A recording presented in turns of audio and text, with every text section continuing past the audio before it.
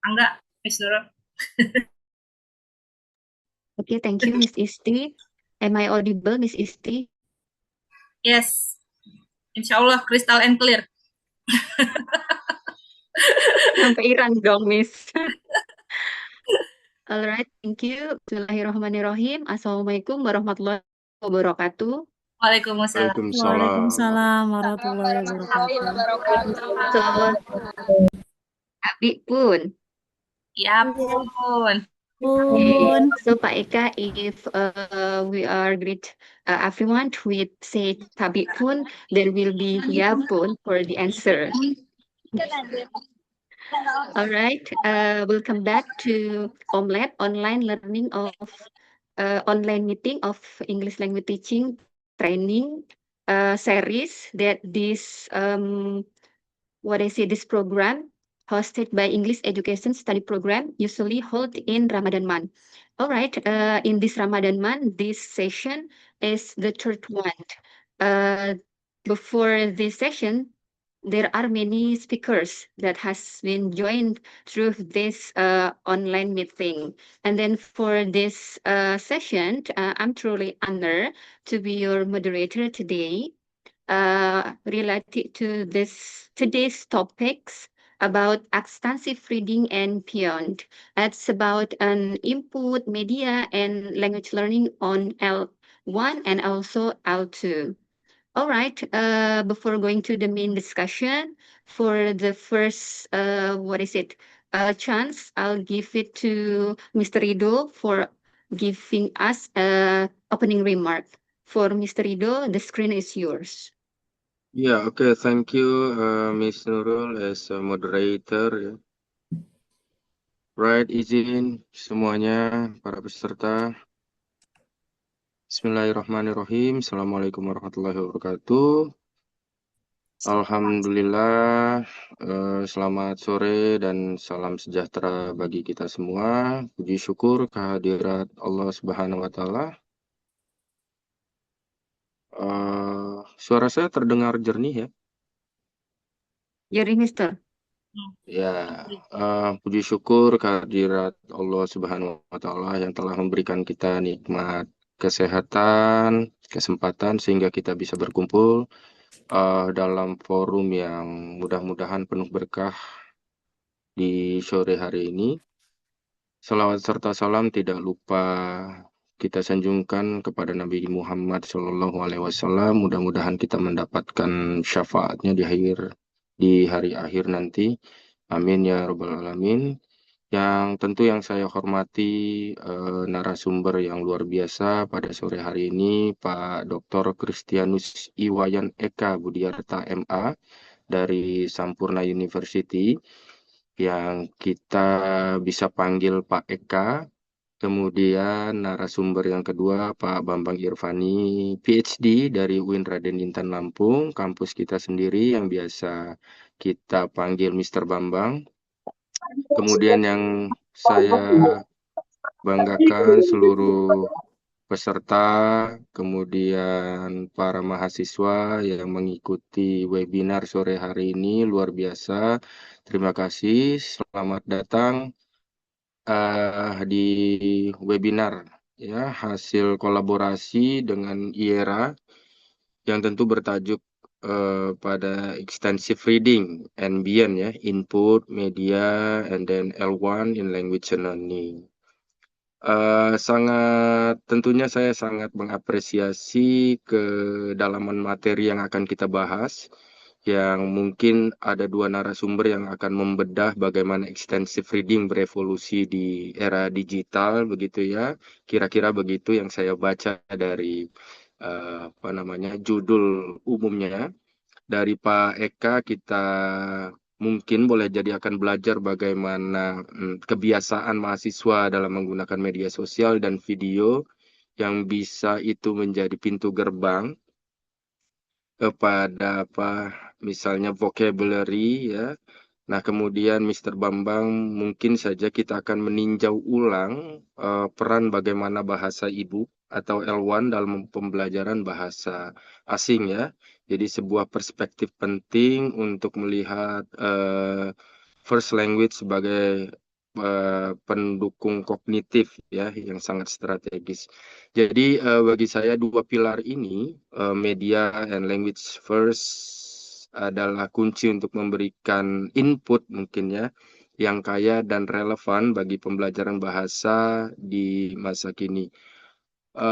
Oleh karena itu saya sangat berharap Bapak, Ibu, dan rekan-rekan mahasiswa yang hadir pada sore ini dapat memanfaatkan kesempatan ini untuk berdiskusi aktif dengan para narasumber sore ini.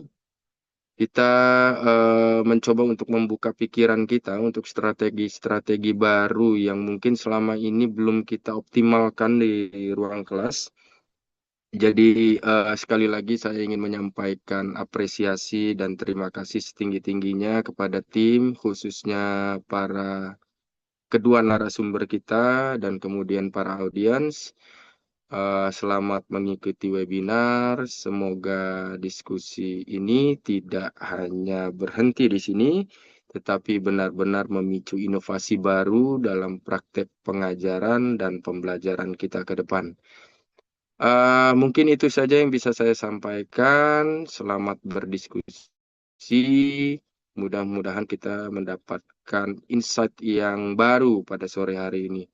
Assalamualaikum warahmatullahi wabarakatuh. Waalaikumsalam warahmatullahi wabarakatuh. Waalaikumsalam warahmatullahi wabarakatuh. Thank you, Mr. Ido, for the opening remark. And then, actually, this session will be divided into two terms. For the first term is in presenting the slides by the presenters, and then the second term is the question and answer session. And then for our today's speaker, for delivering this material today, for the first one is Bapak Christianus Eka Iwayan Eka Mudiarta, or it's commonly called with Bapak Eka. Thank you very much for joining this program in Omelette session. And then for the second one is Bapak Bambang Irfani, Ph.D. And then for the first session, it will be delivered by Bapak Eka first to deliver the slides. But before going to this session in delivering the materials, I'd like to share Bapak Ibu first and also adik-adik rekan mahasiswa regarding to Bapak Eka Sivis.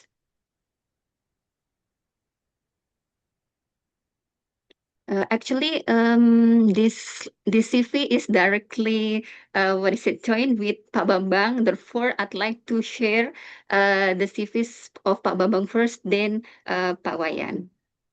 Pak Eka, I mean.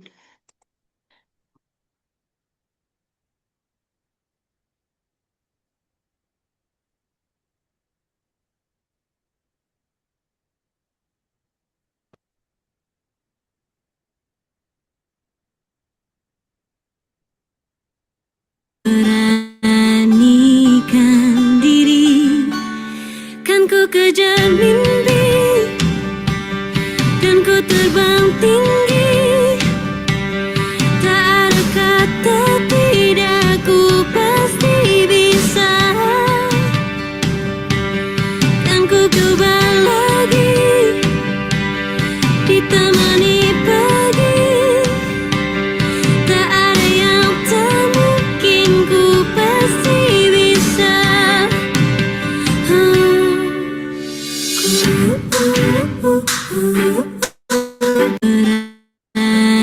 Beranikan diri, kan ku kejar mimpi, dan ku terbang tinggi.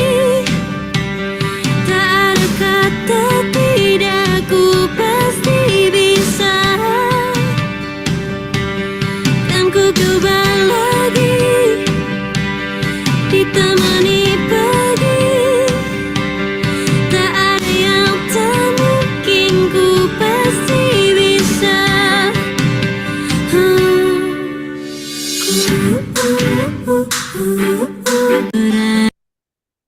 Alright, here is the recap from the CVs on our two greatest speaker todays.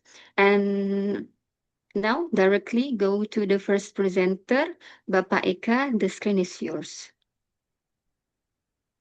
Okay, thank you very much. Good afternoon, everyone. It's really Good nice to be afternoon. here. Okay, I'm very honored actually to be invited in this webinar. And I want to start this webinar probably with a bit bold claim. Yeah, I assume that many of you are teachers or candidates of teachers, and you yourself also as a language learner. So, for example, your students or you yourself are learning English right now, even at this exact moment. And most of your students, for example, have absolutely has no idea what is happening. For example, you or your students watching YouTube tutorials, you're scrolling TikTok with captions on, you're typing English comment sections, reading gaming guides, watching streamers from the US, UK, and Australia, many things. And from that situations, we are going to explore the science behind why this matters. So what it has to do with one of the most powerful tools of our EFL toolkit, which is extensive reading. And most importantly, how we as, for example, teachers or candidates of teachers can stop treating students' phone habit as the enemy of learning and start treating them as the foundations we built on. Okay, so before I dived in, I want you to kind of like ask you something with this then. Allow me to share the screen. Okay. Yeah, can you see my screen, everyone? Not yet. On the way, perhaps. Still loading. Yeah. Loading. Oh, okay, okay. Okay. Yeah, is that there? Okay, Yes. how many of you have heard any of these words or phrases from, for example, from social media or, for example, from your students? No cap, which means no lie, I'm being serious. Respond, come back after failure. Clutch, which means saving the moment under pressure. Loot, yeah, I think to grab, to acquire things. Slay means to do something impressively well. Delulu, delusional or used affectionately. Vibe check, assessing someone's moods or energy. Low key, high key, slightly, very, and then OOTD, outfit of the day. And the last one, caught in 4K, for example, caught with undeniable clear evidence. Okay, first of all, these 10 words, probably you or your students are using them. Some of your students probably use at least one of them this morning or before they walked into school. And here is what makes this fascinating from a language acquisition standpoint. Not a single one of those words come from a textbook. Not one was on the vocabulary list, and no one taught them with flashcards or gap fill exercise, right? For example, the word no cap came from 1920s Harlem slang for boasting and landed in your student's mouth via TikTok. Loot was borrowed from Hindi by British national or British colonial soldiers in the 17,000s. And your students know it because they play Roblox or Fortnite. Slay started in New York City ballroom culture in 1970, and your students use it in order to describe great presentations because of Beyonce and TikTok carried it there, right? So every single one of those words in the case of study, we call that incidental vocabulary acquisitions. And your students are already doing it every single day without maybe realizing it. Now, I want you to share what new English words or phrases that you just learned recently from digital media. So I would like to invite you to join with this AHA slide. So there's something that you can screenshot from the screen here and then write down what English words have you picked up from digital media recently.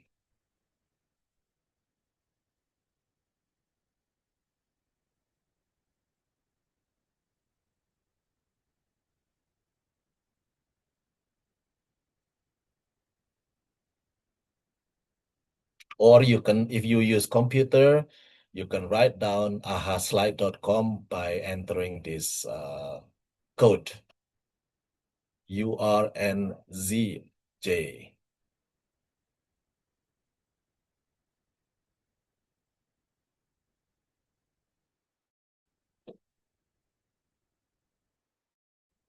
Oh, one word's coming in. Chat God. Okay. Anything else?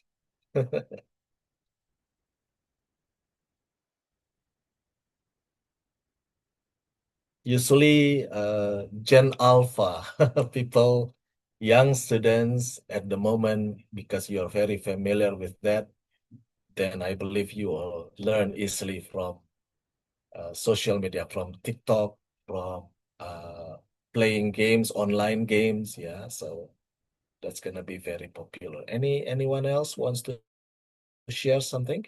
Oh, real FYP, very good. That's also common, right? Whoa, LARP. Also LARP. Probably you know that, right? Interesting. Okay, 67. Get ready with me, GRWM. Okay, that's interesting. What else then?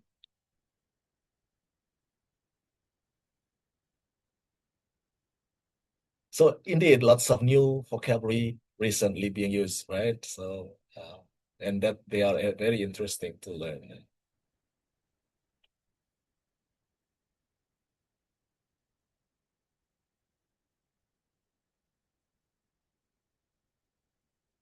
Okay, no one else? That's all? Okay, someone still typing, okay. But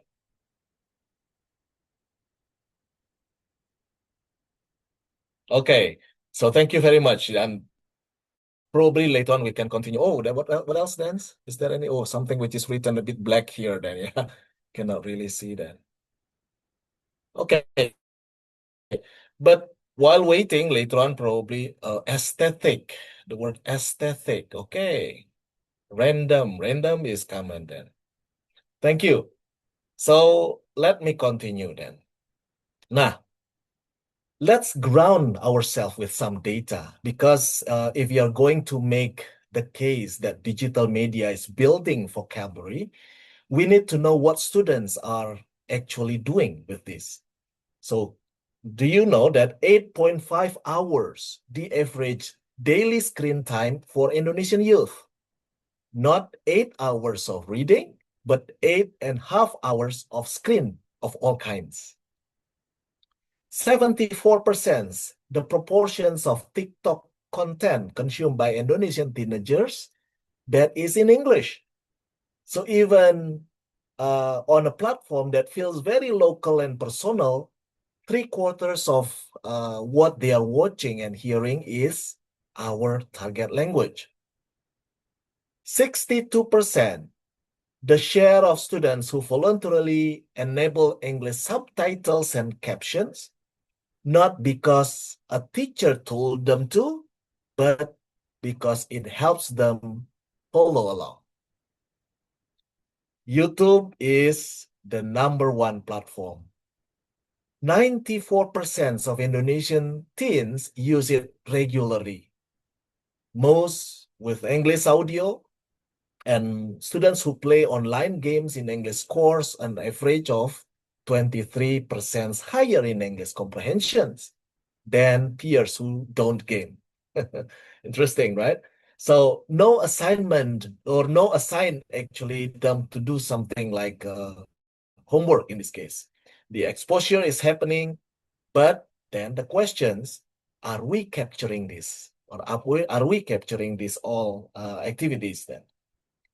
Now, so we would like to go further and see what so-called by incidental vocabulary acquisitions. Yeah.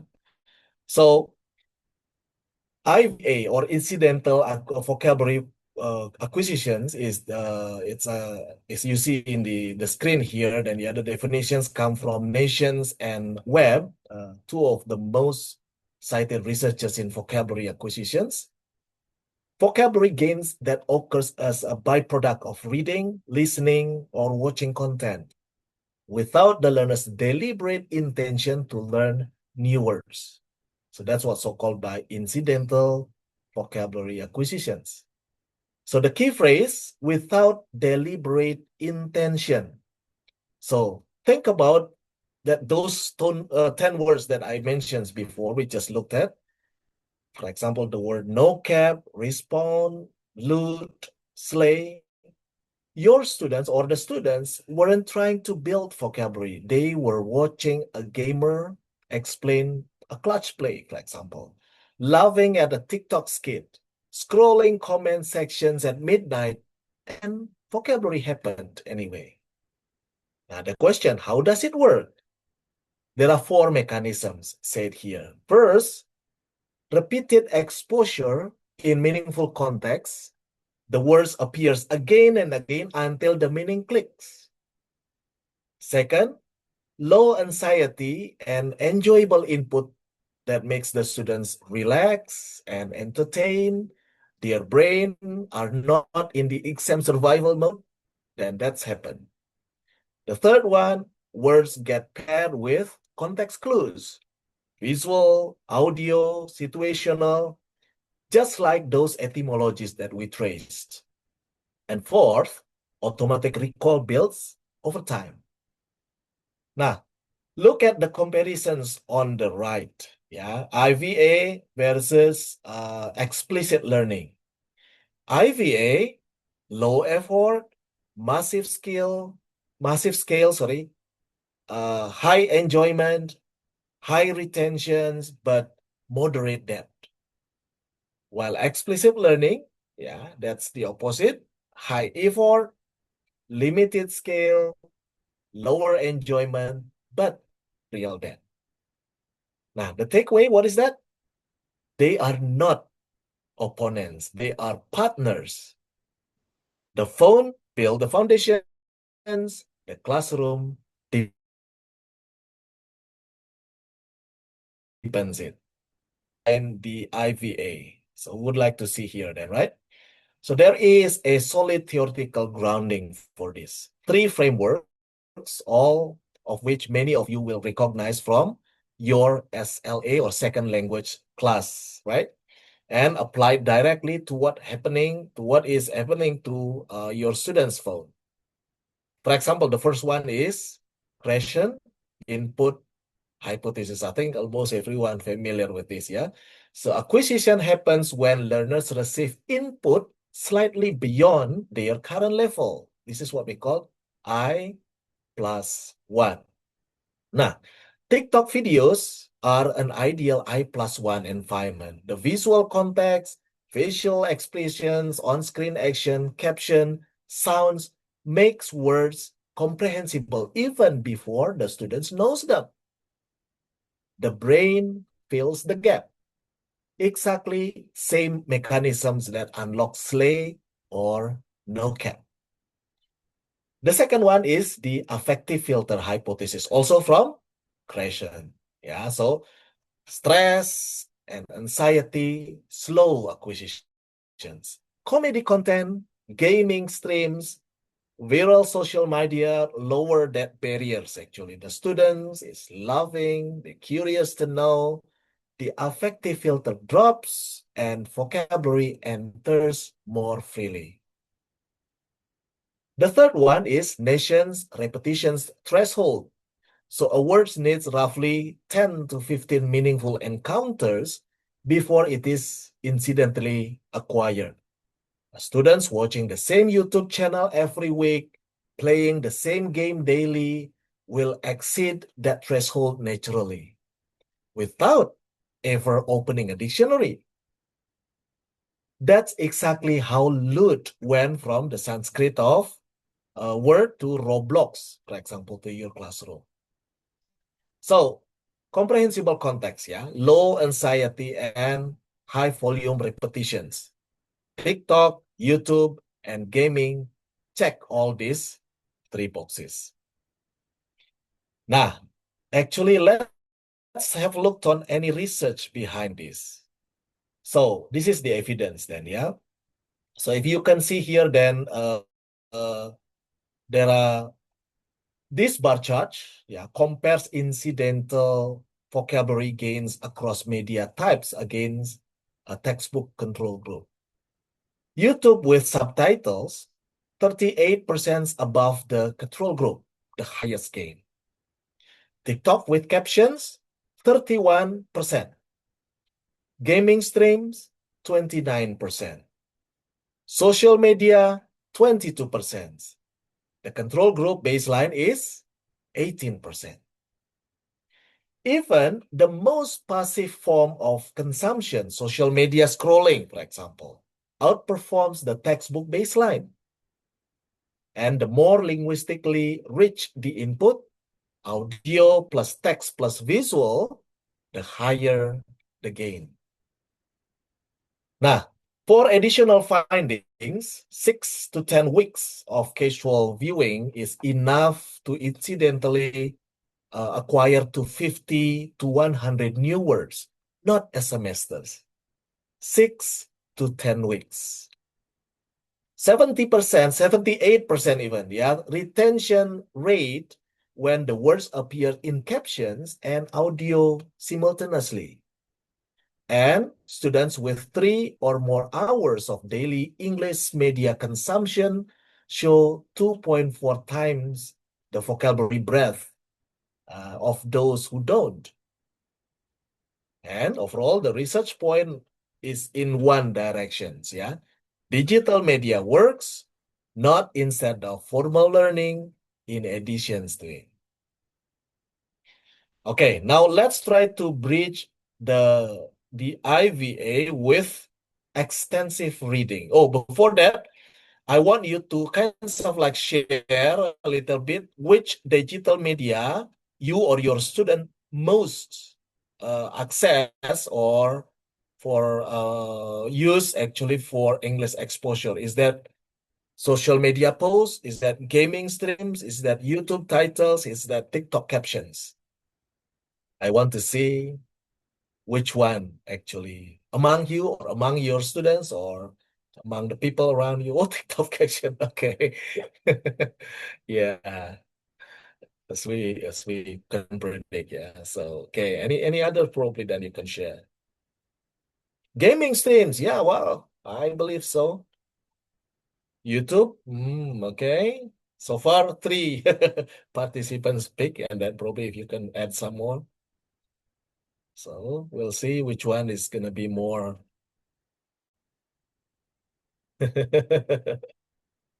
TikTok captions. Very good. YouTube titles, TikTok. Yeah, they are very popular indeed with us then. Is that all? Anyone else wants to share your thought or your ideas there? Oh, okay. Whoa, now almost the same. Okay. Yeah. From this group so far, gaming streams. Okay, gaming streams. Okay, very good. Yeah, social media posts.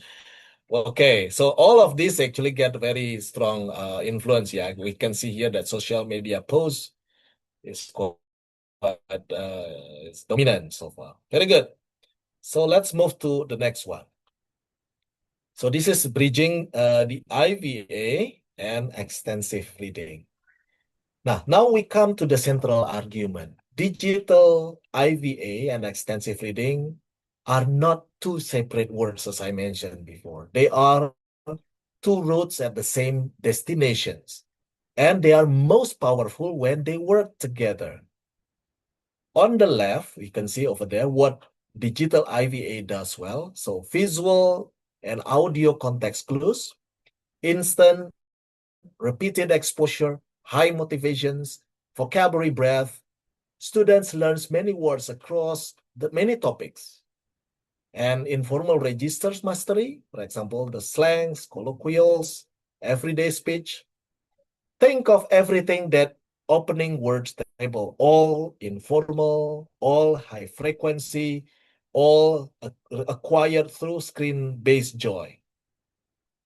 Now, on the right, what extensive reading does well, it's rich syntactic context, deeper word knowledge, spelling, grammar, collocations, academic and formal registers, reading speed and fluency, right? So low frequency vocabulary that media rarely provides. And these are the gains that show in essays and also informal communications. In the center, we can see that's the shared mechanism. Both use comprehensible input, both are enjoyment driven, both involve high volume exposure, both operate in low anxiety conditions, and the learners is in control of what they consume. And they are consuming willingly, definitely. Now, the key insight, digital IVA builds the vocabulary foundations. Extensive reading deepens and formalizes it.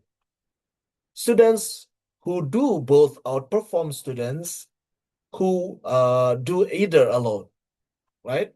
And your students or you yourself are already, for example, doing the left column, for example, then. Our job, for example, as an educator, as a teacher, is to help your students, you yourself, actually, to do the right column too. And to help them to realize that left column is already working. Now let's see what is in the real classroom examples. Okay? So theory is one thing. So let's make it real. A teacher in SMA Negeri 3 Jakarta reported that her students spontaneously and correctly use clutch, respond, and AFK in their writing. Words, they are never studied in class, actually.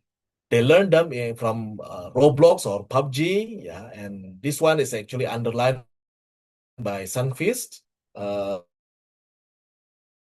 Sunfist research back for this, that gaming acquired vocabulary showed 89% correct contextual usage in follow-up tests. So near native accuracy acquired through play. Another case, researchers at University Pendidikan UPI from UPI observe students who watch English TikToks daily correctly using no cap, low key, in hits different, words that appears in no Indonesian classroom textbook. So thousands of exposure in entertaining context produce functional, accurate usage. Another practitioners from Bandung assign, for example, just 30 minutes per week of English YouTube with subtitles. And students showed an average gain of 14 new words per week or per 4-week period. And 30 minutes a week, most students were already watching more than that voluntary. Yeah. Now, the mechanism, what happens here, dual channel input. When words appears in both captions and audio simultaneously, retention increased by 34% over audio alone. The brain encodes the written and the spoken from together, and the memory trace stronger. Okay, very good. So let's see the strategy. 6 strategies actually that we can share actually this this week. all zero costs and all immediately actionable. Yeah, for example, one is the caption. Yeah, caption habit, we consider that. Yeah, always enable English subtitles, for example, on YouTube, Netflix, TikTok, anywhere. Even if you understand 80% of what you hear, the remaining 20% of your vocabulary growth zone, yeah, and this is the single most powerful habit shift. Second, or two, screenshot journals. When you see an unknown word in a captions, then screenshot it. Review 5 per week in a vocabulary notebook, for example, with context sentences. Then passive exposure becomes active retention. 3, comment in English. Don't just watch, but try to respond. Write your comments in English. Productions is the most powerful retentions booster we know of. 4, choose English content deliberately. So pick up one English only YouTube channel or podcast, or then you can follow that weekly. Familiarity with creator accelerates actually comprehensions over time. And 5, the bridge to extensive reading. So when you enjoy a game, a movie, or YouTube topic, find, for example, a graded reader on the same topic. You already know much about the vocabulary, the readings becomes easier, the depth transfer faster, and this is exactly how we connect the left column to the right one on the previous slide. And 6, a 30-minute rule. So just 30 minutes of engaging English media daily means encountering 1,500 to 2,500 words per week. A vocabulary bath every day at zero cost. Okay, that's the strategies for students. Now let's see strategies for teachers. 4 strategies that bridge students' digital vocabulary words to your formal learning goals. And here, for example, related to teachers then. One, we can see here, media vocabulary warms up. Yeah, so again, as with 5 minutes activities, show kinds of like a 30 seconds of English clip or from TikTok, YouTube snippet. Students will identify, for example, if they find unknown words and guess the meaning from context. And you can validate and connect it to your target vocabulary. And then maximum impact per minute in class time. And it honors what students probably already know. The second one, the IVA to ER bridge task. Yeah, so find out that the students are watching and playing, and then assign graded readers on that theme, and then the students who follows English gaming streams already knows, for example, about 40 to 60% of the high frequency vocabulary in gaming theme reader. They cross the fluency threshold faster and read more confidently. The third one is actually caption analysis activities, right? So have students bring real TikTok or YouTube captions to class. Analyze them together, formal or informal. What parts of speech is being used? What does it collocate with? This will make unconscious vocabulary knowledge become conscious and transferable. Metacognitive instructions through the back door. And fourth, the vocabulary environment log. Yeah, the students, for example, write down log, or they come up with the log where they encounter new words each week, and then they come from applications, which video, which game. They can put them together, and brief sharing in class build metalinguistic awareness too. So students begin to see themselves as a language learners outside the classroom, and that shift changes everything. Okay, so now we'll see that the kinds of like a 4-week integrations roadmap for this. Yeah, it could be like this: the 4-week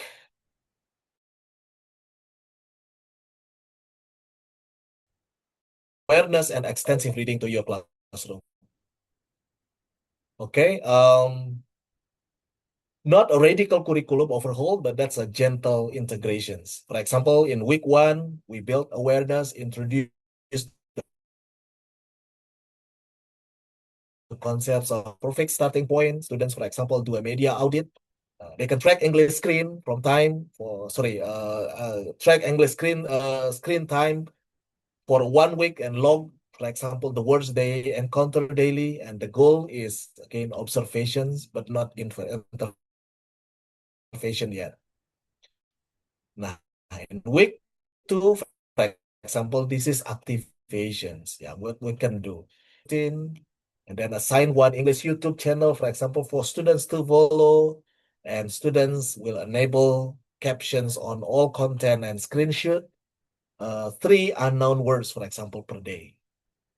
And week 3, connection. Yeah, so the bridge moment, match the students' media interest to graded readers topics, the IVA to ER bridge to, task in actions, and the students begin 20 minutes per day of graded readers of a familiar theme while continuing their media log. And finally, week 4, assessment and reflection. So students, for example, presents their vocabulary environment log, what they found there, then write what surprised them. Yeah, so something which is new, and what they have added into their active vocabulary.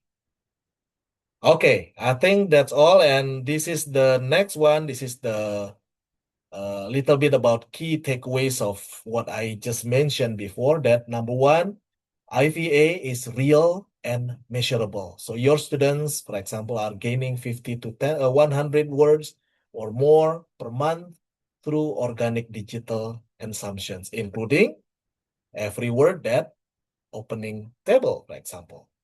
That is not a small number, definitely. 2, comedy, captions, gaming, reduce affective filter. Okay, make acquisitions faster and more durable. So entertainment is not a distraction for language learning, but for many of our students, it is primary site of language learning.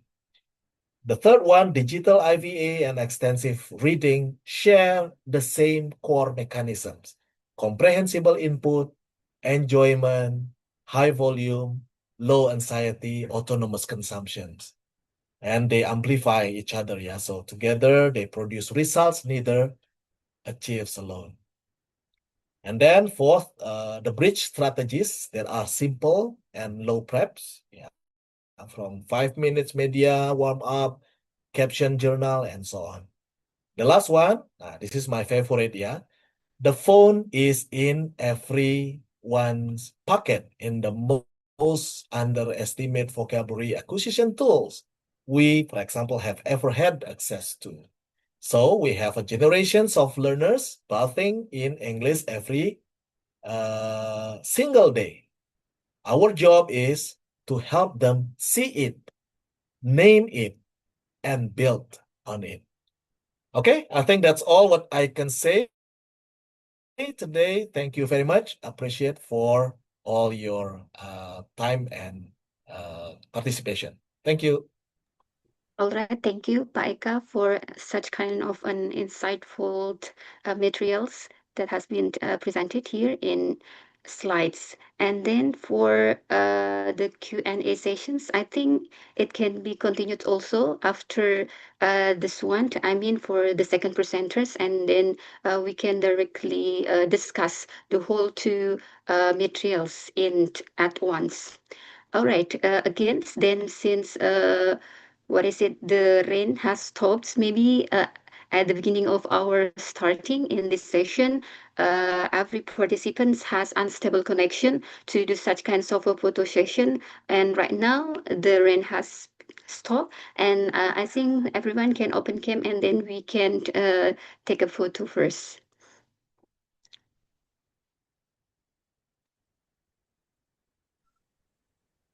All right, please be ready for the participants to open the camera.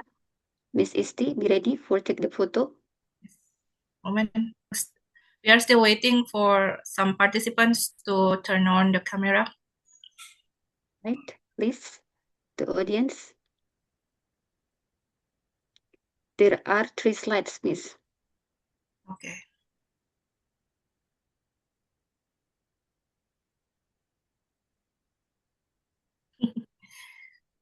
Okay, Miss. Moment. On the way. Oke. Yuk. Yang masih pakai bukan. Oke. Oh, there are some familiar face here. Hello Pak Heri. Sobat Bali. Orang tua, Pak Eka, Pak Bro. Okay, I will count for the first slide. So you still you need to keep smiling for a while. 1, 2, 3. Okay. The second slide. 1, 2, 3. The last slide. Oh, 1, 2. Oh, Bu Yvonne is already been here, yeah. But she does not turn on the camera. Okay. Yuk, Miss Nurul, done. All right, thank you, the audience, for opening the camera for the photo sessions. And once again, I'd like to say thank to Pak Eka for the nice and insightful materials. And I'd like to share the token of appreciation for Pak Eka that has presented materials. And the audience or the participants can give virtual applause for Pak Eka. Mr. Rido. Udah Mr. Rido. Yeah. Demi itu. And the audience, you still are allowed to ask your questions, and directly you can chat or types your questions in the chat box. And then for the next presenter, welcome to Pak Bambang Irfani, Ph.D. The screen is yours, Pak. Thank you, Bu Nurul. Assalamualaikum warahmatullahi wabarakatuh. Waalaikumsalam warahmatullahi wabarakatuh. Waalaikumsalam warahmatullahi wabarakatuh. Good afternoon, everyone. Pak Eka, afternoon. it's very nice presentation. Thanks for sharing to us. You're welcome, Pak. Thank you. All right, so let me continue the presentation before coming to the Q&A session. All right, so I'm going to talk about something which is this is not something new, but still questionable to some language students, prospective teachers, even English language teachers in the field, talking about the use of our mother tongue or our first language in the second language or foreign language classroom. Let me share first.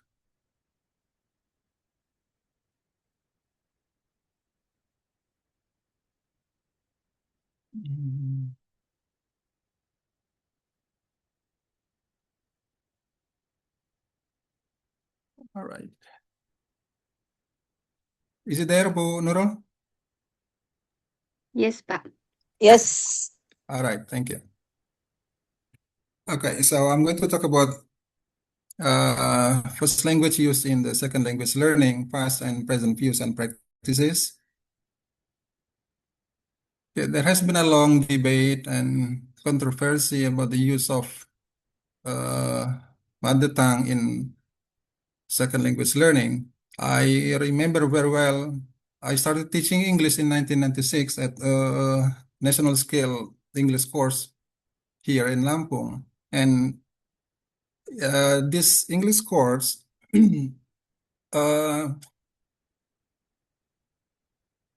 what is it? Implemented the core ideas of creation, just like what Pak Eka explained earlier. But there is a misconception, I think, about the natural approach implemented in the English course by adopting the contra use of first language. So it only applied monolingual principle. So no space for first language in the second language learning. So whenever students use the first language, punishments were awaiting. I think Miss Isti have experienced that. And nowadays, we still find such kind of practice, especially in boarding school, Islamic boarding schools, modern Islamic boarding schools, which also emphasize the importance of foreign language proficiency, such as English and Arabic. So, just like in our campus too, the boarding schools in our campus, for certain days, students are requested to practice Arabic only. For some other days, English only. So students are not allowed to mix the languages. So that's kind of monolingual principle. But nowadays, some research and also language specialists have come up with the idea of the importance of inserting the use of first language in the second language learning, because it is seen that first language and second language are complementary. So they are not competing system. They complete each other. Now let's discuss this further one by one. What the past views of the use of first language in the second language learning. Some supporting theories. First one is the direct method. So this method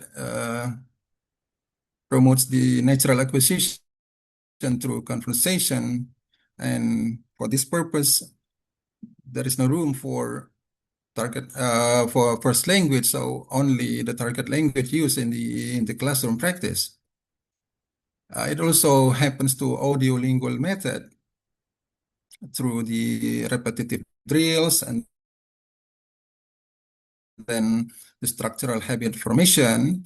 Again, there is something very bad, or it's not it did not allow the use of native language in the classroom. Then if we see the traditional contrastive analysis perspective, and this has to be considered very well by the lecturers of error analysis, because errors were often attributed to negative transfer from the first language. So the use of the first language is considered as a source of error. So then there is a tendency to minimize the use of first language in the classroom with the purpose to reduce error production. So such kind of perspective should be reconsidered by lecturers in error analysis, to consider that the use of L1 in L2 learning as a potential source of error, which is sometimes called language interference or negative transfer. Then there is a misconception, as I told you earlier, about the natural approach proposed by Crescent and Terrell. Pak Eka earlier mentioned about the input hypothesis, and then the low effective filter, about the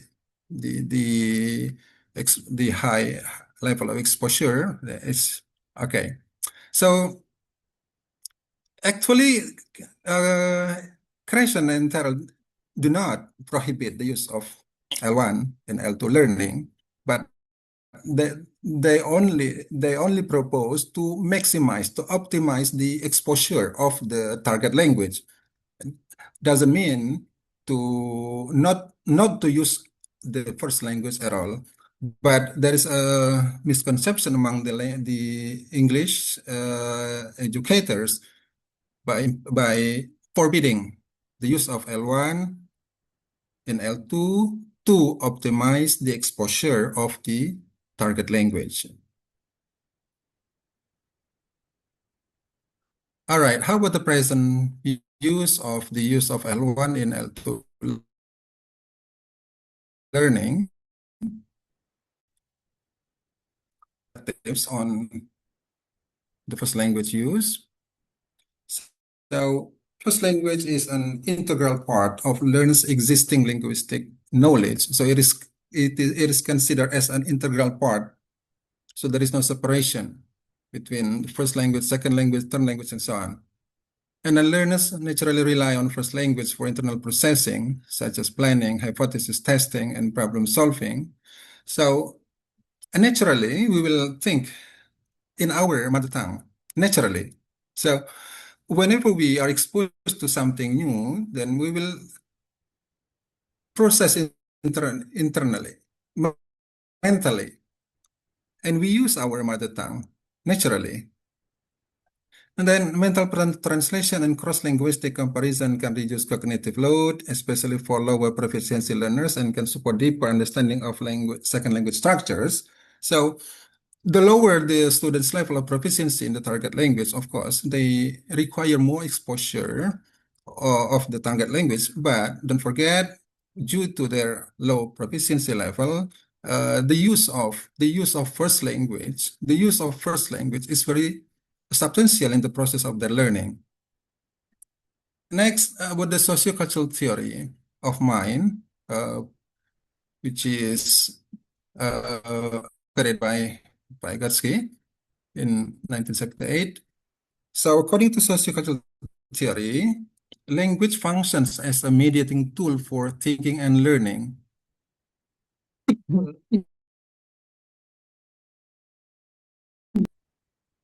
We convey our ideas, and then we think, and then we try to absorb new ideas using language, because language is the mediational tool.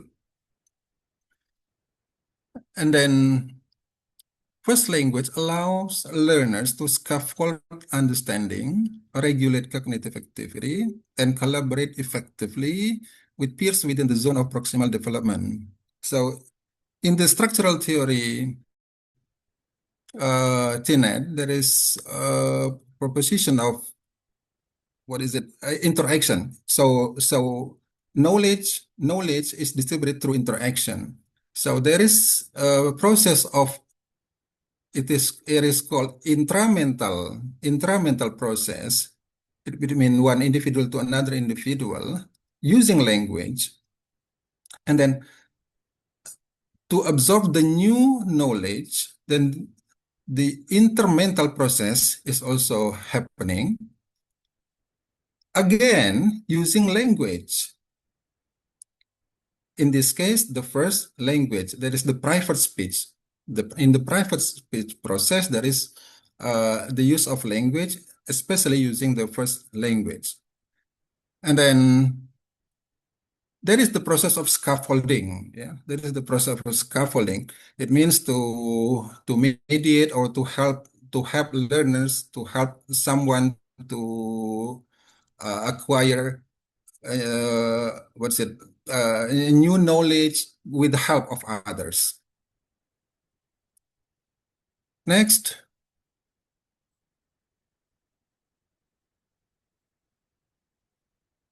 Some supporting theories can. So language, the first language as a pedagogical resource. There are four that we are going to discuss further later.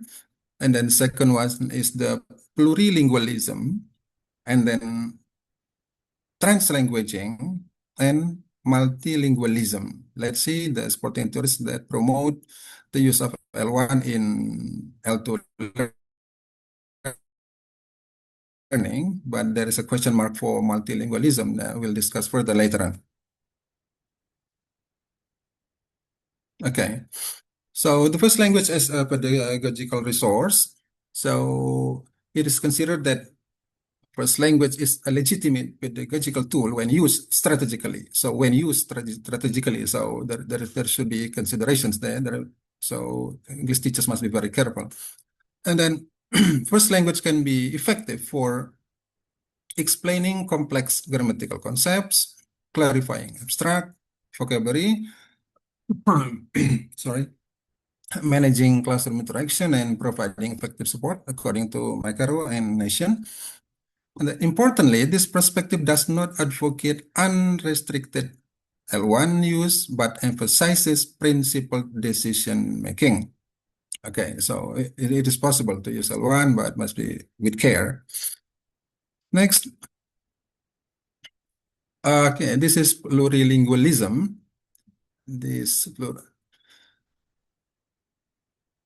Plurilingualism is the individual ability to leverage the linguistic repertoire of multiple languages to effectively communicate with culturally diverse interlocutors.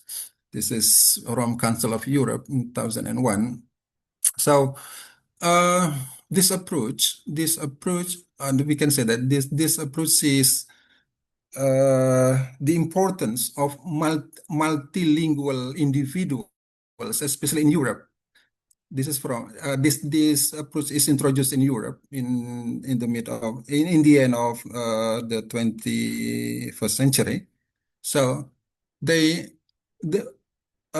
European people are expected to be multilinguals because we see that their countries are small countries, and their interaction is quite intense among among people from different countries. And their languages are different. So yeah, so it is expected that they can intermingle with one another using any kind of languages. So then there can be Italian, there can be German, French, and English, Belgium. Then they speak. Sometimes they use English, sometimes they use French, sometimes they use German, sometimes they use Italian, sometimes they use Spanish. So they are required to understand each other. That is the idea of plurilingualism for the sake of political and economical consideration. So that is the European Union idea. So people may work in other countries without any difficulties of the language.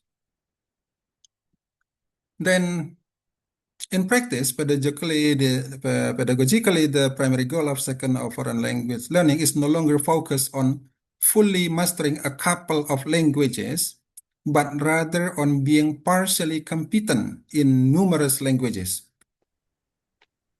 So that's the difference with bilingualism or multilingualism. So students are only required to master partially of some languages, so they may interact with the language users of those languages. So in the classroom activity, students are encouraged to leverage their linguistic repertoire as useful resources for language learning, which may further foster intercultural interactions and intercultural understanding among students. That's the plurilingualism. Next, translanguaging. It is argued that people have only one linguistic repertoire derived from active interactions within a culturally diverse society and leveraged to effectively go through the contextual meaning-making process. So this is quite similar to plurilingualism. So in practice, to communicate effectively in a bi or multilingual community, bi or multilingual individuals might purposefully employ various autonomous named languages depending on the context. So this approach to the use of first language in the second language learning was introduced in UK, in Wales especially, about the use of a minority language toward the colonial language, English in this case. So it is argued that through the use of minority language and learning the target language, so it may help students to further acquire the target language. The classroom activities, the use of first language and other languages in English classes during classroom interaction should not be viewed as signifying a lack of linguistic competence or as an error which requires corrective feedback. Okay.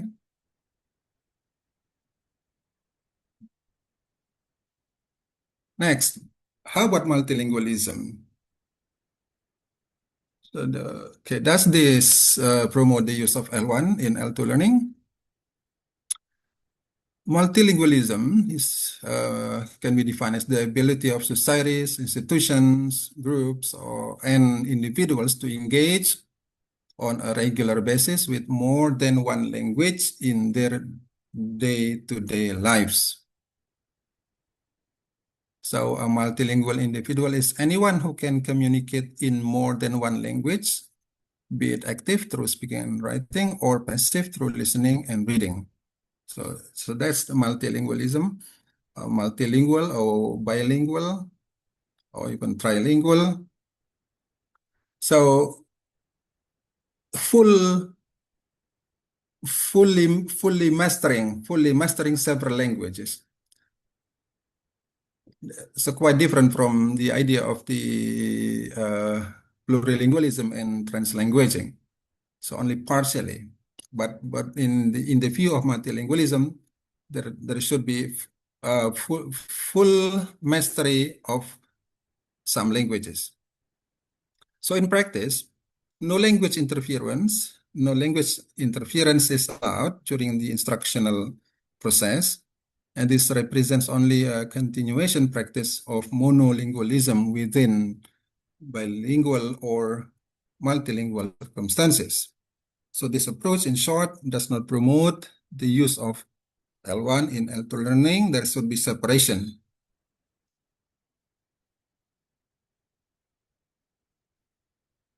Empirical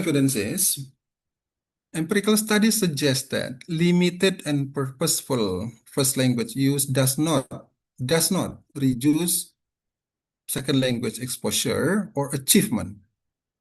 Instead, it can enhance comprehension, accuracy, and learner confidence.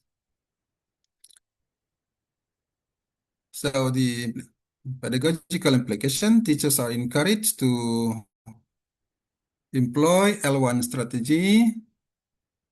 strategically for scaffolding while maintaining the target language as the primary medium of communication.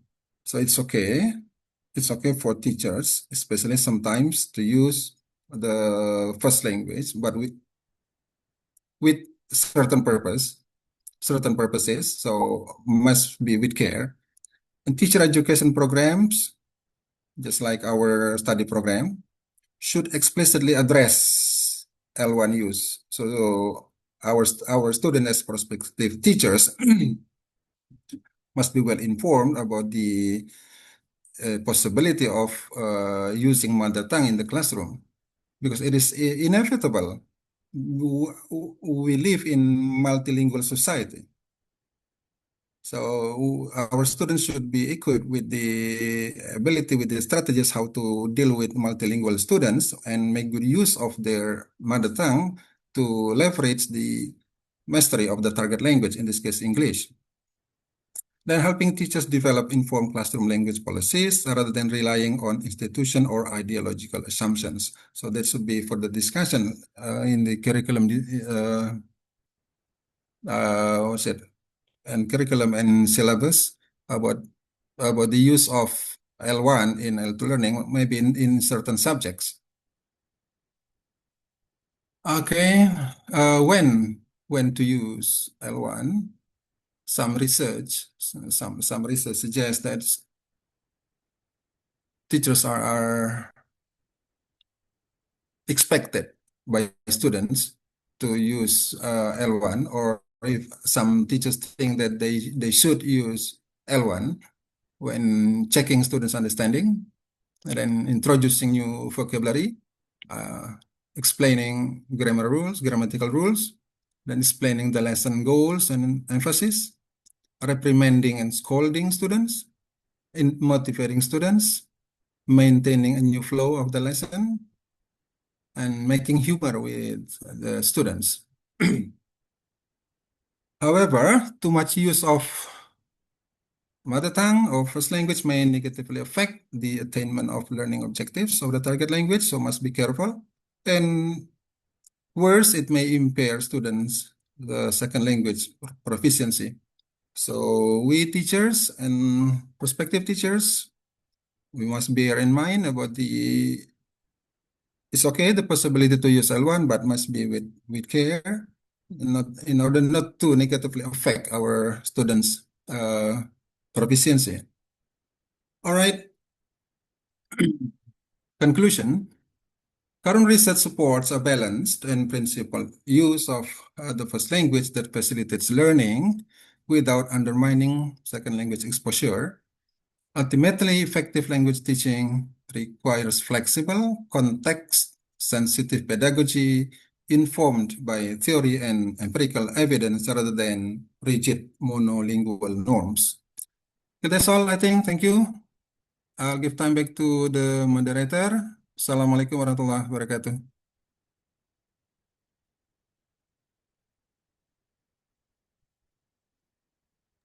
Waalaikumsalam warahmatullahi wabarakatuh. Thank you, sir. Waalaikumsalam warahmatullahi wabarakatuh.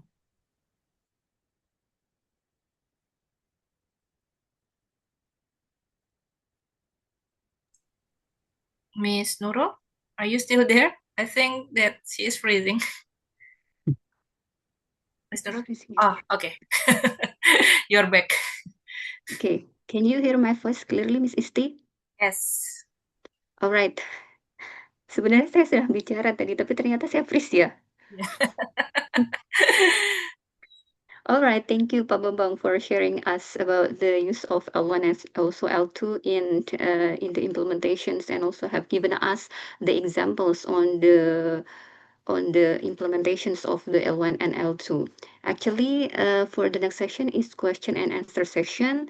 So dear participants are allowed to ask questions like what I've said earlier, that you can directly go to the chat box and ask the questions. Or if there is a time to ask directly by unmute the audio. Is it possible to? But for the first one, I'd like to read first. There are several questions that has been stored in the chat box. For the first question is addressed to Pak Eka, I think. Yeah, it's about students new in achieving new word. Yeah, and this question is asked by Miss Isti. It has been already All right, Pak Eka has been However, answered Pak Eka, also the questions. let me clarify the question. Yeah. I think your answer is for the teachers, right? But I mean that what about if the students wants to check by themselves? Oh, okay. Right. Yeah. Thank you. Thank you, Mrs. T. So if it's it from the students themselves, then I think self-reporting tools will be very crucial there, yeah, because that's the simplest starting point actually for the students. Then in order to know their vocabulary and refinement log, and then that's parts of what they have them. And of course, then the usage, well, they can check them, they can see the usage. Actually, that's something that they can do. And also, again, then because it's what you call it, the applications, again, new informations also available, and then they can do lots of activities later on in order to encourage them to kinds of like learn more. But mostly, yeah, I said that self-reporting tools would be the most prominent tools, yeah, in this case to see whether they have improved already. Oh, That's so there is no application yet. no, there's no applications yet, I believe that. All right. Okay. All right, thank you, Pak Eka, and also Miss Isti. I think it's still in relation to the self-reporting tools like Miss Isti asked to Pak Eka. If I'm not mistaken, there are several strategies for teacher, ya, Pak, Yeah. that is provided by using this IVA in the bridge as the task to extensive reading. If I'm not mistaken, there will be much students' media interest. In the Mm. sessions, are the students allowed to choose their desire, what is it, media, or based on this topic or research that has been presented by Pak Eka, if Pak Eka provides several the media interest itself. Yeah. So what I said over there is actually start with a trigger with the students, share something in class or something that teachers can do, for example, like a 3, 4, 5 minutes, actually, a video, TikTok, or whatever is that, and then try to discuss it together. So from that moment, then let the students go with the graded readers. So this is the connections between what we have, because again, then starting for the first time, actually, to get an idea, mostly then people find a bit difficult in that. So that's why by giving or sharing something interesting, and then go with kinds of like graded readers, which is interconnected with that, would be a good moment. But to see what students improve from the teacher side, of course, then probably there will be like a pre and post test, vocabulary test over there, or the what you call it. There's a kinds of like something that teachers do in terms of evaluating the students' vocabulary knowledge, because they have a kinds of like objective already, what types of vocabulary and then what kinds of context that they have discussed, and of course then they can express that through spoken, for example, a presentation as well as in written. So We have to check first, ya, Pak. exactly. So we have But to that's a conduct kinds of like a trigger at trigger. first that teachers can do in order to do that. All right, thank you, Pak Eka, for the answers. And then for the second one, come from Dery Hirdawan. I think Mr. Dery, you can directly ask by open the cam and also ask to the idea. I believe that you are here now. Thank you. Okay. Thank you, Bu Nurul, for the chance. Actually, this question is directed to both of the speakers. Let me reiterate the question. I am a practitioner of extensive reading. And believe me, it's not all sunshine and rainbows doing the program. I encounter so many problems. And I think maybe there is a potential of using translanguaging in the program, but this is the part that I need help. Maybe I need some suggestion of what kind of activities in extensive program that can be implemented by using translanguaging, and is it possible to do these activities to facilitate IVA? Or maybe translanguaging is not, it's simply not suited for extensive reading. So I don't know. I have never tried this before. So this is what I am interested at. So to Pak Bambang, probably, do you think it is possible to implement translanguaging in extensive reading for better results, of course? Thank you. All right. Thank you for the question, Pak Dery. And let me try to answer your question, and later Pak Eka may add. All right. So, to my understanding, translanguaging can be applied in any kind of lesson in the process of the classroom activities. So the extensive reading activity can be carried uh, out of the classroom, but then the discussion in classroom discussion may apply translanguaging.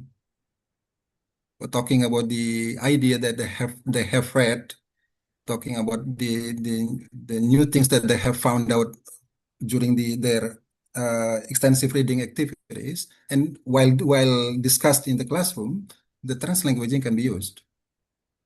That's in my mind. Maybe Pak Eka can add. Okay, thank you very much, Pak. Bambang. Yeah. So in my opinion, translanguaging that isn't a code switching or, for example, a low L1, just for example, as a crutch. Yeah, it is what you call it, like a pedagogical recognitions that multilingual learners don't keep language in separate boxes, I believe. So they draw on their full linguistic repertoire, yeah, as for example, one integrated system. So for Indonesian students, yeah, that kinds of repertoire, for example, include Bahasa Indonesia, regional languages, Javanese, Sundanese, Bataknese, whatever language that they have and whatever English they have acquired, then also could be go through, well, if you ask the questions with the IVA, can be done with the IVA. Now, where is that fit actually? Now, students, for example, they are already translanguaging naturally when they consume digital media.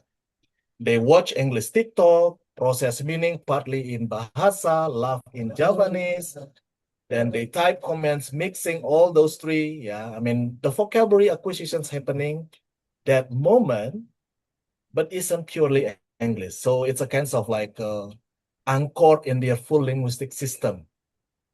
Yeah, so that's parts of that. So acknowledging this in class also will legitimize what you call it, what they already been working with. So, for example, in the practical applications, for example, we can allow the students to write their vocabulary environment log, for example, yeah, entries in any languages as long as the target words is in English and the context sentence shows their understanding.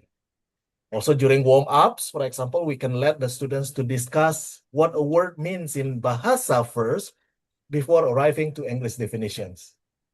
Now, the cognitive work of meaning making is what matters, I think. And the last one, probably we can accept Bahasa or the regional language annotations in the screenshot journals alongside with the English sentences. I hope that answering. I think so, Pak Eka, since Yeah. there is thunderstorm in Mr. Lery's home in Semarang, then they can directly hear what is actually the answer. Thank you for Pak Bambang and also Pak Eka for the answer. And then the next questions is from Giovanni Richard Halim. Good evening. I find both talks interesting, and this got me thinking about fusing the two concepts. Auto-translated caption have become an increasingly accurate feature in various video platforms. Therefore, students can have L1 subtitles with maintaining L2 exposure. I was thinking about using this approach in EFL classroom. However, Pak Bambang mentioned that L1 needs to be used with care in L2 learning. Can this type of learning be counted as we care? If not, how can I better fuse the use of digital informal learning tools with L1 or L2? This question is addressed to Pak Bambang. Okay. All right. Thank you. Okay. Good question from Giovanni. Thank you for the question.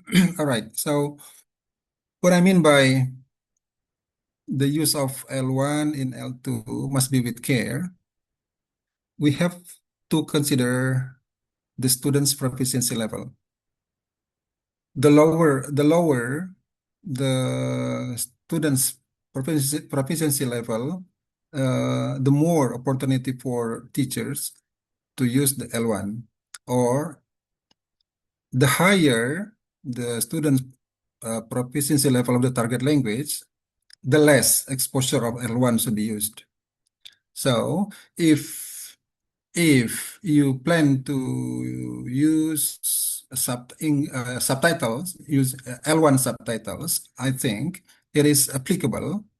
It is recommended to students with lower levels of, in this case, English lower proficiency levels. That's okay, but not for students with what is it, medium or higher levels of English proficiency. I think that's my suggestion, Giovanni. Are you still here, Giovanni? Giovanni, are you there? Maybe you can say something about your questions. I mean, you can respond about the answer that has been delivered by Pak Bambang, Giovanni. Hilang Giovanni, Pak. Okay. All right, I think it's quite clear for Giovanni. Oh, understood, Pak. Okay, thank you. Okay. Understood, okay. Kayaknya tuh semua pada malu sebenarnya banyak yang mau ditanyain ini kan ya.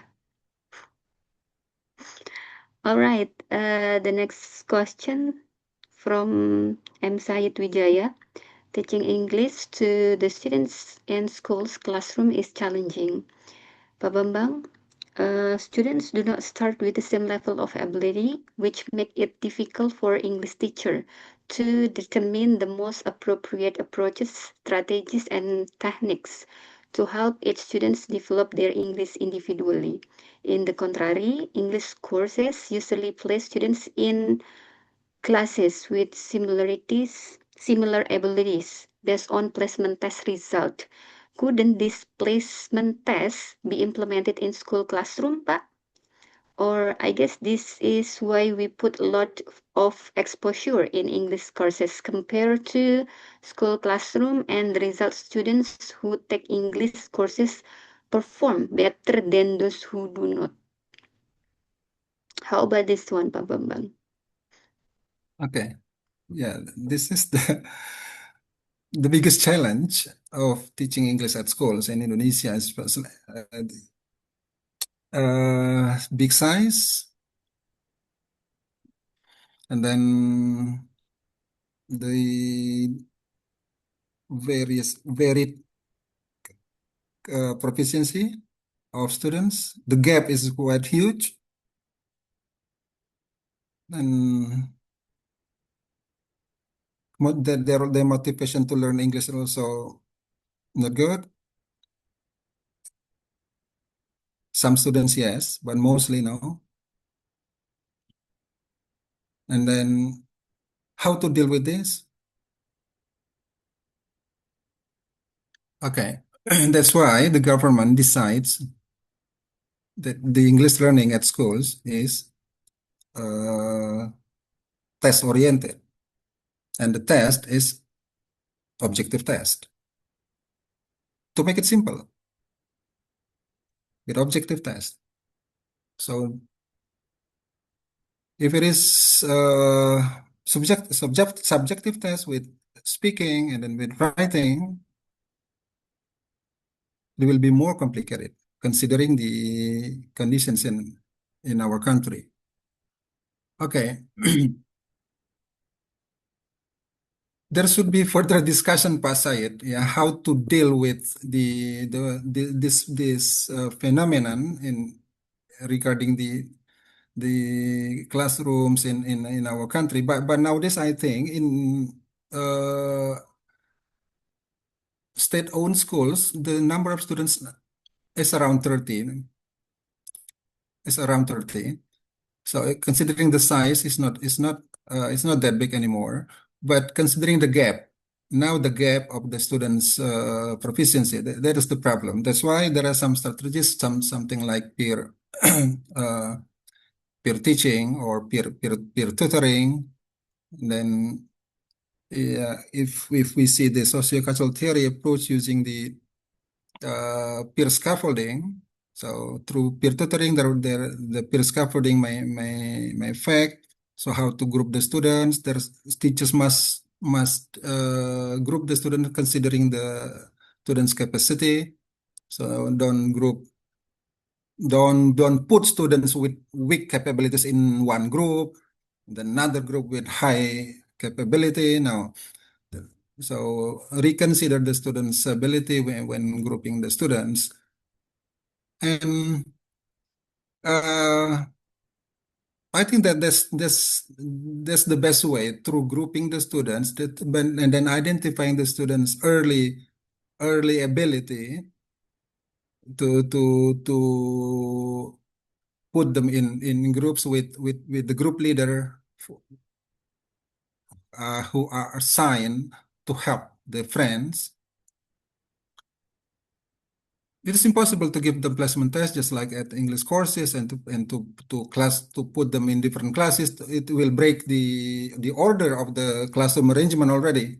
So it is quite impossible to apply. Okay, Pak Sayed. I'm sorry that I cannot solve that problem. I think it's quite complicated. Yeah, this problem is quite complicated. Otherwise, we can what is it? Minimize the number of the students in the class, and then if we give them placement test, that would be applicable. But it will not work. I think we cannot make it, I guess. So the suggestion, my suggestion is through group work and peer tutoring. So there will be peer scaffolding. Cooperative learning method ya, Pak. Yeah. Or maybe Pak Eka would like to add. Yeah, I would like to add from the questions from Miss Isti asking about, are there any practical tools that teachers can use easily over there, right? I think after I kind of like a check and also probably reflect on my own, I think are familiar with tools, free tools that, well, I mean, we commonly use. For example, Padlet. Yeah, Miss Isti. Yes. So Padlet is the lowest friction options for vocabulary logs, I believe. Then, so the students, they can post their weekly word finds, for example, screenshot, and they put meaning or context sentence and share that on board. So then probably other students can learn. Then you can see everything in one place. So no need to collect on something, no papers. Well, I mean, the students get, for example, with by using the student post. The second one probably Quizlet. Yeah, so I think let the students build their own vocabulary set. Yeah, from their digital media encounters. So one set exists, then the applications auto-generate quizzes and track scores actually for them, right? So then we can just also check the class dashboard, and then probably we don't need to grade that using the Quizlet.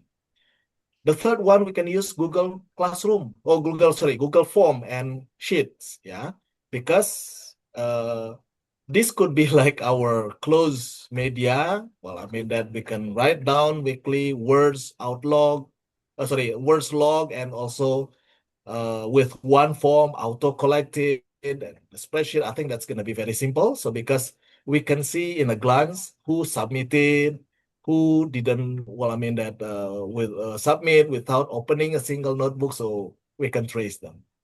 And probably the last one, Kahoot quizzes, yeah, also turns vocabulary checking into 5 minutes game. The students run themselves, for example, then they can see the scores instantly.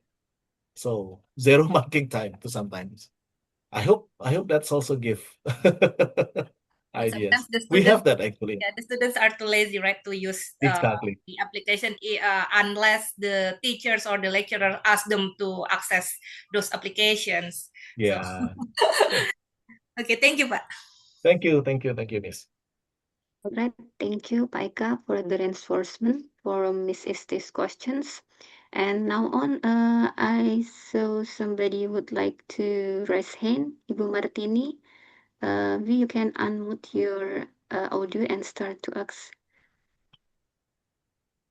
I cannot on cam because the connection. Is my voice clear? Yes, it is clear. Yeah, my question goes to both of the speakers. First of all, thank you so much for the great presentation. I'm a teacher in a senior high school in Yogyakarta, and I'm a teacher with a lot of problems in teaching the students. That's why I want to ask a question. The first question goes to Pak Bambang. How do the teachers balance the use of L1 and the target language in teaching in the classroom, and also in implementing the extensive reading outside the classroom? And then for Pak Eka, you know that classroom in in SMA in senior high school are big classes Yes. with 36 students. Yeah. I have implemented the extensive reading activities outside the classroom, and the problem is I don't have a time to track their progress. So when they do the listen and do the extensive reading, I ask them to write reports, simple reports, just about the title, the opinion about the book, or also the summary, just in 5 sentences. But when they collect the books, I don't have a time to check the 36 books. So how do I overcome this problem? For the students who are good at English, I ask them to share what they have read in our podcast. We have a podcast about that. So the student shares about the books that they have read. But for the student with a low motivation, how do I guide them or check their progress? Thank you so much. Okay. All right, thank you, Bu Martini, for the questions. I think for the first one, the question is addressed to Pak Bambang first. Okay, thank you. Thanks for the question, Bu Martini. Yeah, Bu Martini, to answer your question, I think I need to add another idea, another thing about in speaking, which is called teacher talking time and student talking time. Yeah. Bu Martini, as I said earlier, that the how to make it properly about the use of L1 in L2 learning, we have to reconsider the students' proficiency level. With students with lower proficiency level, yeah, about talking time, teacher will tend to talk more than the students, and then the possibility to use L1 is also higher to allow understanding, to allow better engagement, then to enable good rapport with the students. The higher the students' proficiency, it is required for us teachers to give them more chance to speak. So there should be more student talking time, and then the use of L1 in this class for students with better proficiency should be less and less. So the problem is, as we agreed about the students, the gap of the students' proficiency in the class, that is the problem. So so we have to take it. What is it? The general ability of the class. So ideally, students at grade 10 should have better English than students at grade 9. If we see the curriculum, it should be like that. Though in fact it can be different. So we have to see the reality then in the classroom, and it's the teachers who knows exactly about the students' capacity. So that's the big picture, Bu Martini, that we have to again see our students' ability. Our students at the low level or medium level or at a higher level. So please think about it. But of course, in practice, we have to see our students' response to our teaching and learning process using the target language. If we find out that they get confused, then we may do code switching, mix the language. So in general, it's okay to use the first language, but not too much. Okay, I hope have answered your question. All right, Pak Bambang, thank you for the answer. How about Bu Martini? Is it clear?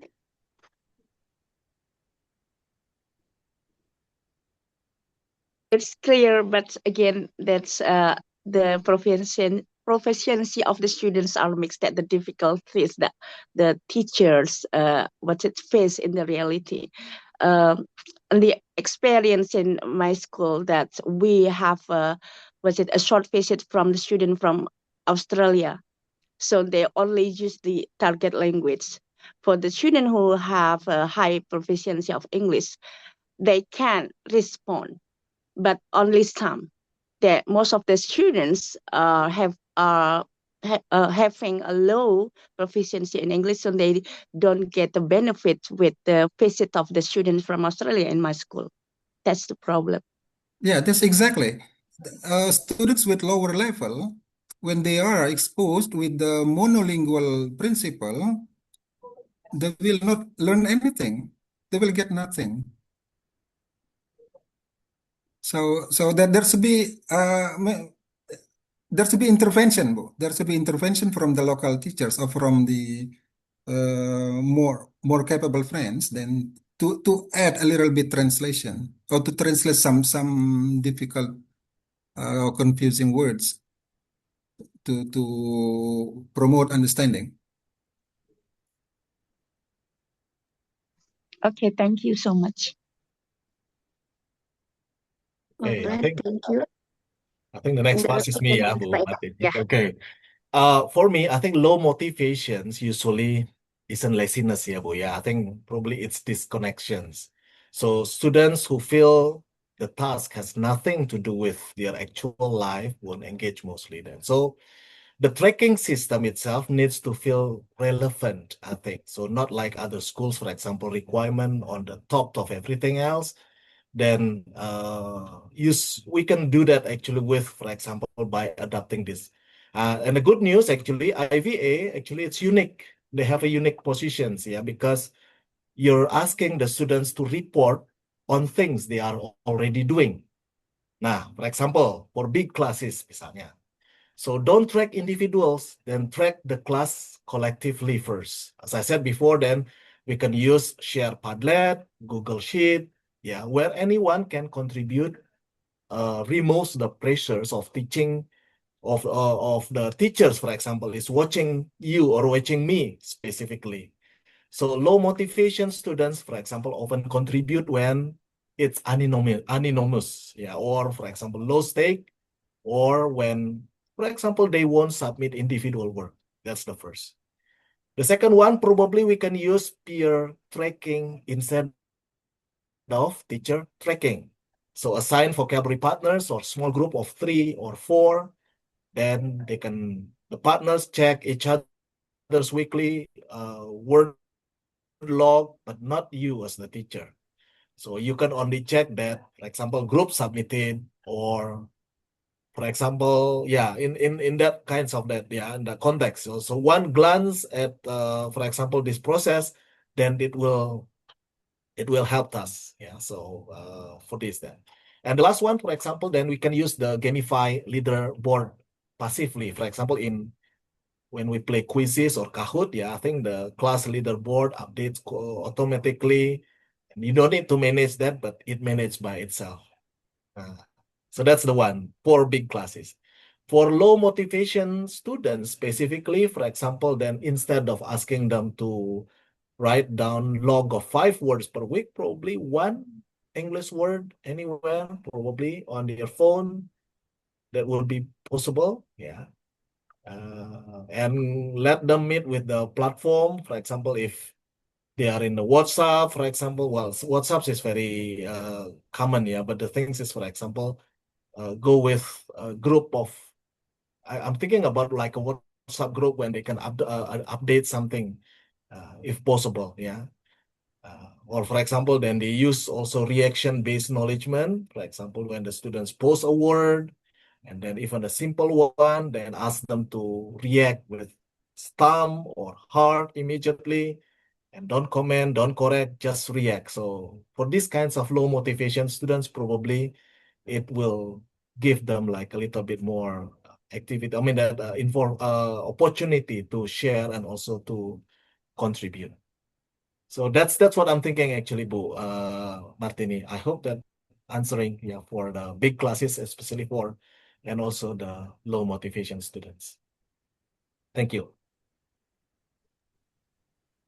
Thank you, Paika, for the answers. I think you have provided several choice that can be implemented in the big class for Bu Martini class, I think. Is it clear, Bu Martini? Then later on you can, implement such kinds of the various answers that is possible for your class. All right, I think one more questions before we end this sessions. Actually, it's come from Fitra Oli Ansar. How about my case in teaching extensive listening? This activity in this course emphasize exposure to large amount of comprehensible input. I allow them to combine L1 and L2 as long as they can express their ideas clearly, and discussion can run well too. However, if students mainly respond in L1, during discussion, how can I, as a teacher, ensure that this put leads to meaningful L2 acquisitions rather than passive understanding? I think this one is for Pak Bambang, yeah. Okay. How many questions? Boss. Only one, sir. Only one. Because this, based on my experience. Only one with complex compound sentence. So many ideas. Okay, all right. Okay. We teachers often complain about our students' inability to to finish their task. But now we have to think about the comprehensible input, the input hypothesis from question, which is I plus one, input plus one. Or in sociocultural theory, it is called, they are not exactly the same, the zone of proximal development. So if the task is beyond the student's capacity, students cannot make it. Or if we give them inputs beyond their capacity to absorb, they cannot understand. It is not I plus one. It can be I plus two, or plus three, or plus four. So they cannot understand and the idea, the lesson, so they cannot do the task. So have to think carefully. Next, about the extensive listening. I'm sure that the learning materials are in English in L2. And perhaps the follow-up activities, the follow-up activities, maybe discussion in this case, students come up with the use of first language. Okay, so if things like that happen, if students only use L1 during the discussion, but what they are discussing are the learning materials using the target language, so we have to see it in a positive way. That's good already. It means that they have comprehension about the learning materials using the target language, but they are not at the level to use the target language yet to discuss the learning materials. That's okay. That's okay. But we have to analyze regularly about the progress. Perhaps at the first meetings, they use the first weeks, let's say, the first 2 or 3 weeks, they only use the first language totally. And then we keep encouraging them to use to mix with the target language. Perhaps at the mid-term, they have tried to use some expressions in English using the target language. So that's an improvement. And then at the end of the semester, then more English expressions they use. That's improvement. So it can be your research as well. So it is using the micro analysis. using the microanalysis, then you can see the students' improvement from the first to the end of the session about the progress of the students' second language development. So it's okay in the beginning, Bu Aulia. It's okay, but keep encouraging the students, keep motivating the students to use. And one more thing, students are afraid of making mistakes. So please remind them it's okay to make mistakes. It's okay to make errors. That's okay. And let them feel free to make errors. So let them practice using English, either in speaking or writing. It's okay. So keep encouraging students to make errors. Only in learning, making errors is not a sin. But outside, making mistakes is a sin, but not in learning. So I think it's fine, but keep encouraging them, and then analyze their progress and appreciate no matter how small the progress is. That's my answer, I think. Thank you. All right, thank you, Pak Bambang. So it is an exceptions, yeah, in making mistake in learning. It is not a Yes. sin. All right, Miss Fitra Auliansar. And how about from the point of view of Pak Eka? Is this, I mean, Miss Fitra questions can be answered by, the point of view in the use of IVA or in the extensive reading itself? Any idea, or it will be any addition from Pak Eka from these questions? Okay, from me, I think,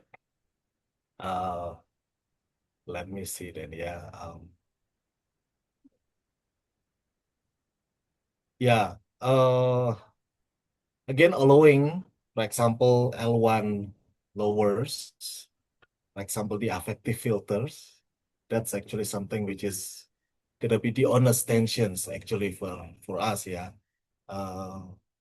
Hopefully we'll keep the discussions, for example, rich and authentic. And I think this gonna be, well, I mean, genuinely valuable, but again, acquisitions that requires output pressures at the some point, for example, then these kinds of solutions will remove L1 permissions in order to build structures of L2 output moments into the same lesson. So I think that comprehensible input that Bambang mentions will never stay only passive. Yeah, so the listening does the input works, and then the bridging task actually do the acquisitions work. I think pretty much like that, Ms. Nurul. All right, thank you, Pak Eka, for the reinforcement regarding to the last question. I think it's the last question ya, since we would like to prepare for buka puasa ya, ibu-ibu di sini semuanya sudah gelisah sepertinya ya, gitu. Udah, I think in this omelet session in this Ramadan, this one is the long one. I mean the durations of the omelet session. Yeah, it's almost setengah 6 sudahan ya. Miss Isti sudah gelisah sekali itu kayak seperti sudah mau beli takjil. Ya kan. Alright, thank you for Pak Eka and also Pak Bambang. And before we end our session, I'd like to share first the token appreciation for Pak Bambang, since I've shared the token appreciation firstly for Pak Eka earlier, and audience or participants can lead to give a virtual applause for Pak Bambang and also Pak Eka. Thank you. Thank you. All right, thank you. The next, and do not forget for the next sessions, we have still also online meeting and language teaching and training that it will be presented by this one. For the next topics, we have English as a global passport, preparing PBA students for international study and careers. Do not forget to join us next week on the same time and the same day on Friday as a weekly program of this omelet session during this Ramadan month. All right, thank you very much, both of you great speaker. Again, it's such kind of insightful and interesting, and of course, fruitful materials in balancing those two topics in the frame. It's about extensive reading and also practices of L1 and also L2. There are from Paika and also Pak Bambang. All right, Miss Isti, is there any additions or something to share with No, I us? think that you should slideshow the agenda from IERA as well, because I think that the host will be from Sampurna University, Pak Eka's host. It could be Bu Susi later on. Yeah, Okay, I because will support. I will support. we have the same agenda, next week, but Yes. yeah, we will try to divide ourselves into two Zooms later on. Yeah, for ladies and gentlemen, next week, IERA also has Ngabuburit event that will be hosted by Sampurna University with Pak Ekas and colleagues, and please join us later on, not only in the Omelet but also in the Ngabuburit IERAs. Thank you for coming. Assalamualaikum warahmatullahi wabarakatuh. Goodbye, everyone. Waalaikumsalam. Thank Have a you. nice iftar. Thank you. Thank you again from Thank Pak you, Eka and Bapak Bapak. Ibu. Thank Thank you, you. adik-adik mahasiswa. Thank you, sir. Thank you, Pak Thank Eka. Thank you. you, Pak Bambang. Bye-bye. Okay. Bye.